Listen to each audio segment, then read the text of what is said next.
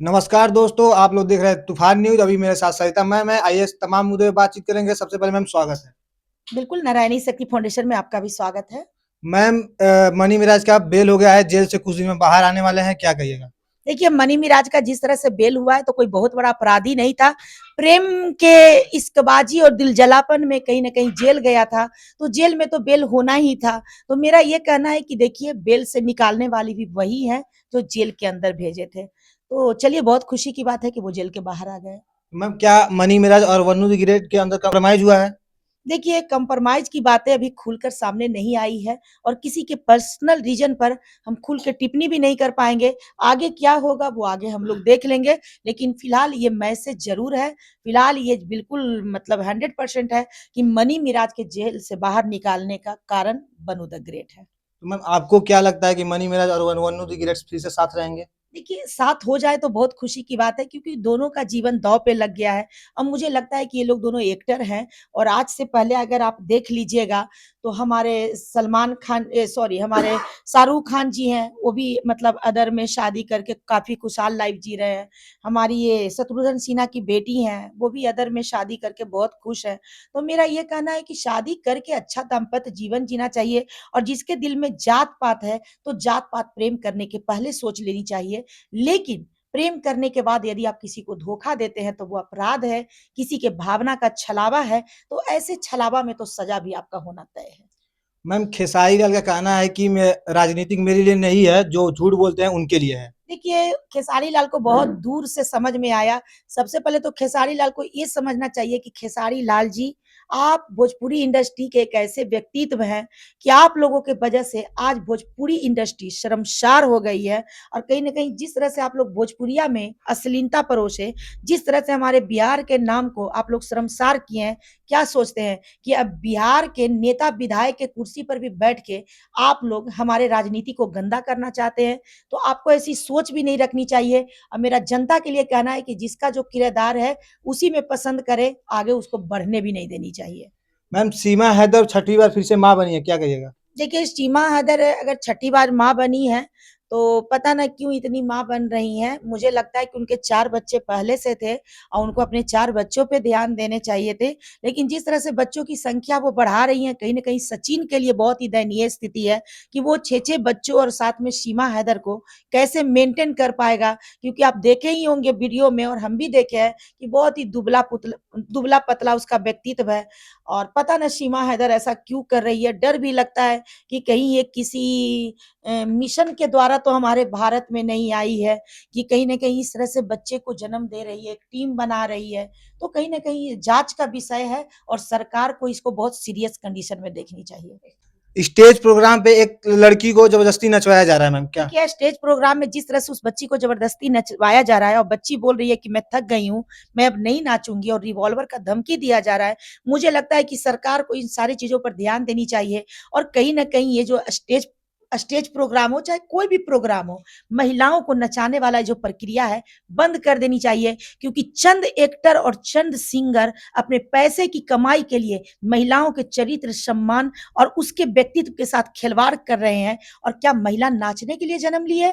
क्या महिला को नचवाओगे और नचवा के पैसा कमाओगे? यानी कि तुम लोग माँ से ही पैदा लोगे और माँ रूपी स्त्री को नचा कर ही धन कमाओगे। तो ऐसे राक्षसों का कहीं न कहीं ये बिज़नेस बंद हो जानी चाहिए, बैंड हो जानी चाहिए और कहीं न कहीं महिलाओं की सुरक्षा को देखते हुए सरकार को कठोर डिसीज़न लेना चाहिए।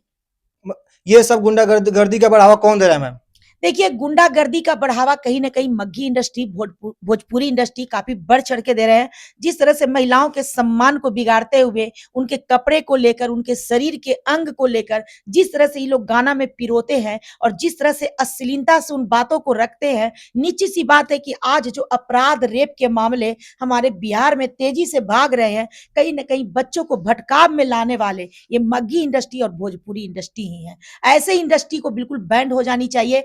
ऐसे संगीतकार को निश्चित सी बात है कि इनकी लाइसेंस जब्त हो जानी चाहिए और मेरा ये कहना है कि कभी भी महिला को नचवाने वाला जो ये प्रक्रिया है, ये कभी भी हमारे भारत में, बिहार में देखने को नहीं मिलनी चाहिए क्योंकि महिला सम्मानीय रूप है, उसका सम्मान कर मतलब सम्मान होना चाहिए, लेकिन इस तरह से नचवा कर गोली और रिवॉल्वर पर आप कुछ समय पहले सुने होंगे कि बहुत सारे ऐसे गाना बजते थे, हम भूमियार तो गोली पर तुमको नचाएंगे, तो हम ये तो तुमको नचाएंगे। एगो और गाना हम शायद सुने थे कि नाचो छौड़ी नहीं तो क्या तो रिवॉल्वर।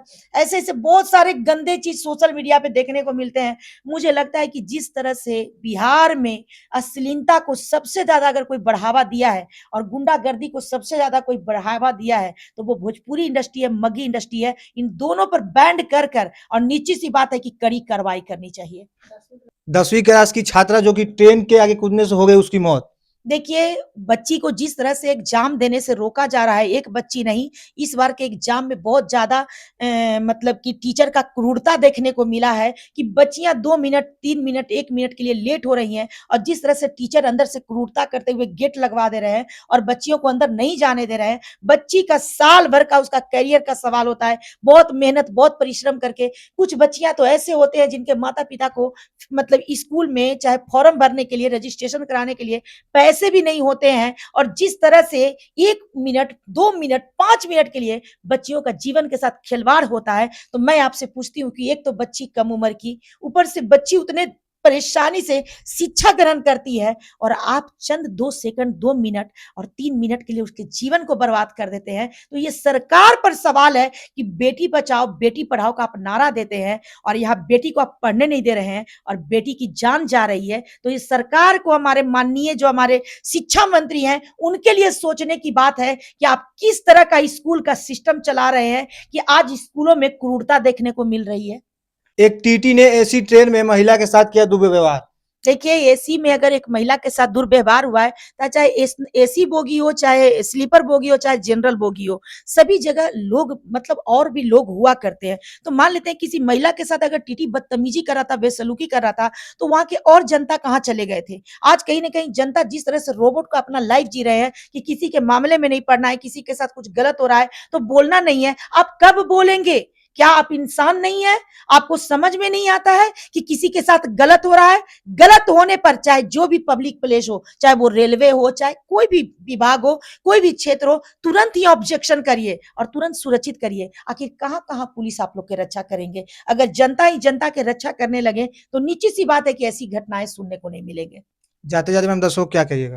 दर्शक को यही कहना चाहेंगे कि देखिए, मानवता बचाइए और अपने आप में इंसान बनिए, कुछ बनिए न बनिए, एक अच्छा इंसान बनिए। और यही कहना चाहेंगे कि महिलाएं आपके घर की जिस तरह से सम्मानित हैं, दूसरे के घर की भी महिलाएं उसी तरह से सम्मानित हैं और आप लोग का काम है कि किसी के साथ भी कुछ गलत हो तो उसकी रक्षा कीजिए, सच के लिए आवाज उठाइए, सच का साथ दीजिए। बस जनता के लिए यही कहना चाहेंगे।